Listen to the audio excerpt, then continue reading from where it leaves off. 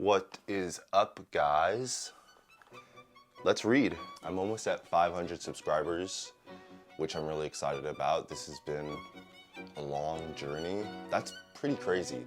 That's like 500 people in a room. That's packed. That's a party. You guys seem to like my last video where I read the book and kind of gave my thoughts. So I'm gonna read chapter 3, Discern, the unimportance of practically everything. To begin with, let's clear this desk. It's looking a little bit messy. Chapter 3, Discern, the unimportance of practically everything. Most of what exists in the universe, our actions and all other forces, resources, and ideas, has little value and yields little results. On the other hand, a few things work fantastically well and have tremendous impact. Richard Koch. It's getting a little hot, but this jacket is sick, right? My friend Liz lent it to me. Look how cool, look how cool that is. It's a sick jacket. I just had to show that. In George Orwell's classic allegorical novel, Animal Farm, we are introduced to the fictional character Boxer the horse. He's described as faithful and strong. His answer to every setback and every problem is, I will work harder. He lives true to his philosophy under the duress circumstances until, exhausted and broken, he is sent to the knacker's yard. He is a tragic figure.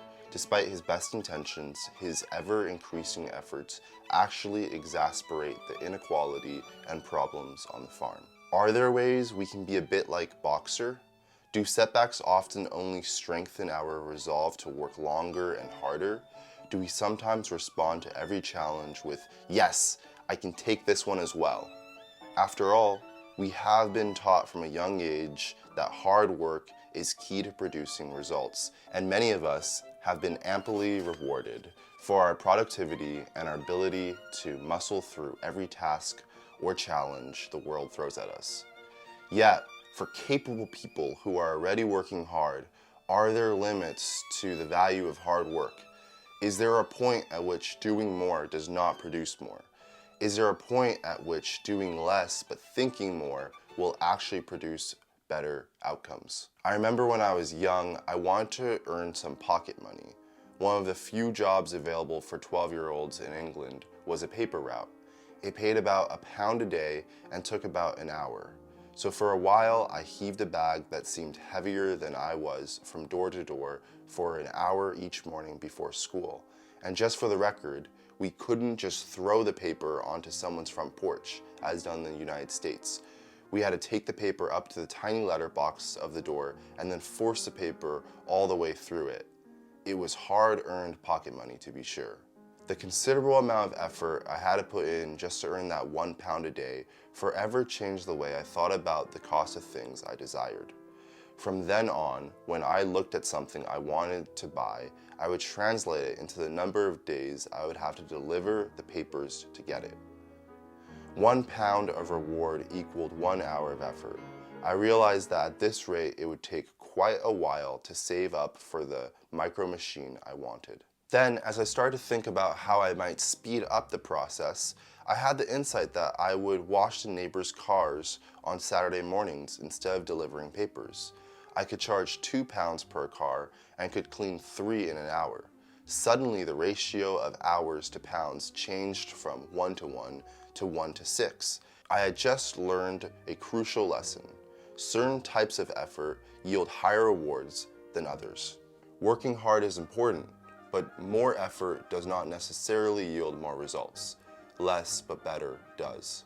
Getting used to the idea of less but better may prove harder than it sounds, especially when we have been rewarded in the past for doing more and more and more. Yet at a certain point, more effort causes our progress to plateau and even stall.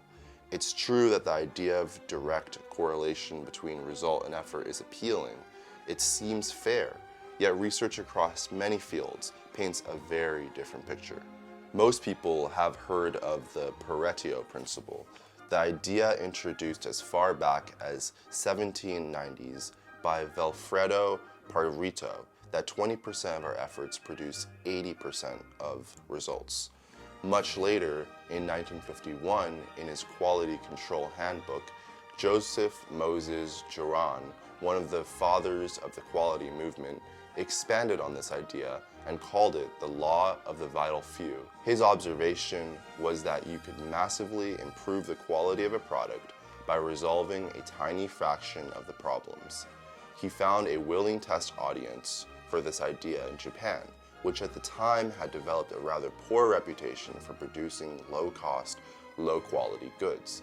By adopting a process in which a high percentage of effort and attention was channeled towards improving just those few things that were truly vital, he made the phrase "made in Japan" take a totally new meaning. And gradually, the quality revolution led to Japan's rise as a global economic power. Think of Warren Buffett, who has famously said, "Our investment philosophy borders on lethargy." What he means is that he and his firm make relatively few investments and keep them for a long time. In the Tao of Warren Buffett, Mary Buffett and David Clark explain, Warren decided early in his career it would be impossible for him to make hundreds of right investment decisions. So he decided that he would invest only in the businesses that he was absolutely sure of, and then bet heavily on them. He owes 90% of his wealth to just 10 investments. Sometimes what you don't do is just as important as what you do. In short, he makes big bets on the essential few investment opportunities and says no to the many merely good ones.